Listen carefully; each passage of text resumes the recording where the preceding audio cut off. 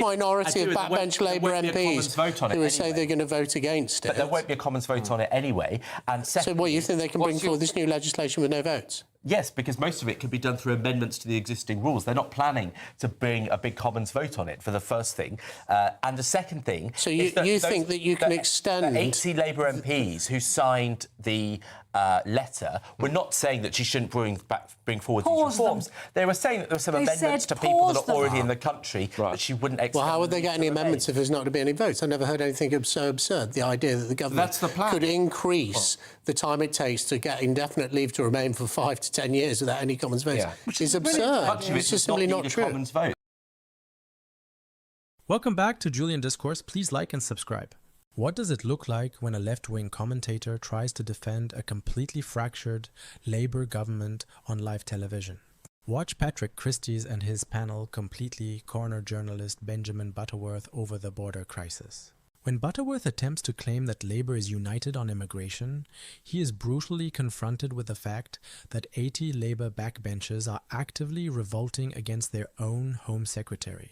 His desperate defense perfectly exposes an establishment living in total denial. Watch this. The Prime Minister, Andy Burnham, was also quite critical of Shabana Mahmood's actually quite reasonable proposals in many ways. I don't think they go far enough. She's sort of a bit half-baked. She's trying to put reforms clothes on slightly, but she hasn't gone far enough.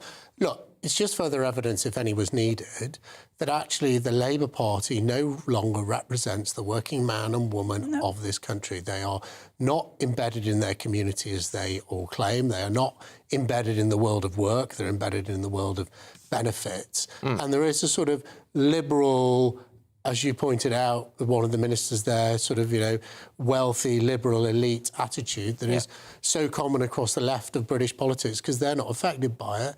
They're just not in touch with it. Yeah, I mean, Benjamin, you know, we saw those clips there from Braintree. I mean, it's OK to not want your town to have that happen to it, isn't it? I mean, in that clip, you just see a load of people being perfectly polite and causing no disruption. I mean, you know, when the person behind the camera was asking them questions, there was no aggression, there was no, conflict. So I don't see particularly what's the problem with those people in that video. They may well be perfectly honourable and wanting to build a life here, and they shouldn't be demonised for that. Well, they shouldn't be here. Honourable is a weird word for a whole lot of people lying around in the street doing nothing. Well, they were sat waiting for the pharmacy, according to the narration, which is what anybody would do. And also to brand these people, the Labour politicians, as wealthy, out-of-touch elite. I mean, Angela Rayner, who grew up in abject poverty, Mattia Van Bulen... made £180,000 from her second job while she was out of government. If that's not wealthy, what is? Hang on a minute, who was her father? Pardon? Her father. Essex Van Bulen's father. I'm sure you're going to tell us. Well, he was a very wealthy... bloke from their original country, wasn't he? In fact, he was she moved here, I think, at 7 years old, unable to speak English. So, you know, and Wes Streeting, who grew up in a council flat in East London, this is hardly the wealthy elite, though a reformed politician would know plenty about that. But former Foreign Minister of Liberia was Miata Van Bulen's father. Well, Liberia, at one point, was a great success story. Now, what I would say is that the idea that has been endorsed by 2 Labour Prime Ministers and is being passed by a Labour government... It's not being... ...is the problem. It is, absolutely. That's the point. Well, there is a chance. This is Starmer. Why can't you just stop and say, well done to the Labour government? Starmer resisted this. Starmer actually resisted the reforms. He appointed Shabana Mahmood. Yes, and then when she in what way is that resisted? When she put the reforms forward to him, he resisted putting them forward. And perhaps had he been a bit stronger about that, he might still be in power today. They were put forward. He did appoint her. Andy Burnham reappointed her. Have they? The policy has not changed. So, Benjamin, the challenge here... It's not. The challenge here, if I may, is the parliamentary maths. If you get 80 Labour MPs who say they don't support something, that is, if they all vote against it, that will remove the majority from Andy Burnham and his government. They are simply not going to do it. They're going to run away from this fight because they won't have the guts to take on their own backbenchers. And that's what Johnson spotted, and he's right to do so. But Johnson also pointed out that if Labour carry on in this vein, the British people are going to look at them and they're going to cede popularity, and they're going to lose the next election. Johnson made that clear today. They said if they aren't seen to be taking visible action, that the British public will not vote for the next election. And that is a fact. Fine. And we cannot trust Labour Labour Home Secretary and a current Labour Home Secretary and a Labour Prime Minister all agree with you. But they're trying to water them just down. Puzzled. Do you not understand how Parliament works? Yes. If there's a big enough minority of backbench Labour MPs who would say they're going to vote against it... But there won't be a Commons vote on it anyway. And so what, you think they can bring forward this new legislation with no votes? Yes, because most of it can be done through amendments to the existing rules. They're not planning to bring a big Commons vote on it, for the first thing. And the second thing... So you think that you can extend... The 80 Labour MPs who signed the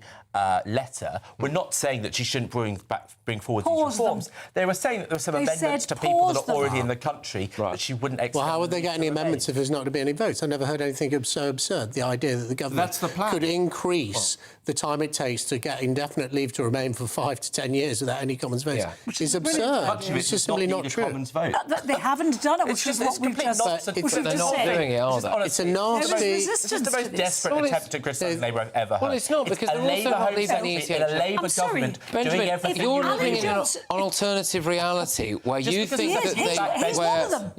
that they've done something which they haven't yet done, and the problem is that Andy Burnham is rumoured to be wanting to water down Shabana Mahmood's plans because he's scared of certain cabinet ministers and backbenchers, and that is why. And the fact that this is what we're saying. He's going to have a decision to make. The fact that Alan Johnson has intervened shows that he is scared that exactly that is going to happen. He wouldn't have bothered putting his head above the parapet if he didn't think that these reforms were in danger. This government, the way it approaches immigration, if you want another proof point of how out of touch these MPs are, is nasty and spiteful, the way that they have come out and said that every community in the UK, like that community in Braintree, has to have migrants come and live in it. It's going to cost the government more, because actually it's more expensive to rent houses in Braintree than it is in Blackpool or anywhere else. And actually they're just doing it as a nasty, spiteful move to try and force the mess that they have been part of making on every community in the UK. If I want to go to the corner shop, or my wife and our son want to go to the corner shop, I would rather not have to walk a gauntlet of random men from the Middle East. Queuing up to get free drugs outside a pharmacy. That would just be preferable. If I was given a choice, I'd rather not have that. Correct. But, apparently we don't have that choice anymore. Anyway. Welcome back to reality. What you just watched exposes the deep internal paralysis at the very heart of the political establishment. When left-wing commentator Benjamin Butterworth desperately tries to claim the government has a firm grip on the border crisis, he is actively ignoring a massive political revolt. Over 80 backbench MPs have organized to resist their own Home Office's proposals to tighten asylum rules and extend the waiting period for indefinite leave to remain from 5 to 10 years. This is why former Home Secretary Alan Johnson issued a stark public warning. The government must ignore its own backbenchers or face total electoral wipeout. Johnson understands what insulated commentators refuse to accept. Border security is the #1 priority for the working public. Let's look at the institutional reality. The UK immigration system remains paralysed by legal exploitation, particularly through Article 8 of the European Convention on Human Rights, which activists routinely weaponize to block the removal of individuals who have no legal right to remain. When confronted with undeniable evidence, from absurd legal loopholes to local communities like Braintree in Essex being completely overwhelmed by nearby migrant barracks at RAF Wethersfield, the left's immediate response is denial. Butterworth's claim that there is no problem in these communities reveals the profound insulation of the elite class. They don't live next to the barracks. They don't compete for appointments at overwhelmed local pharmacies.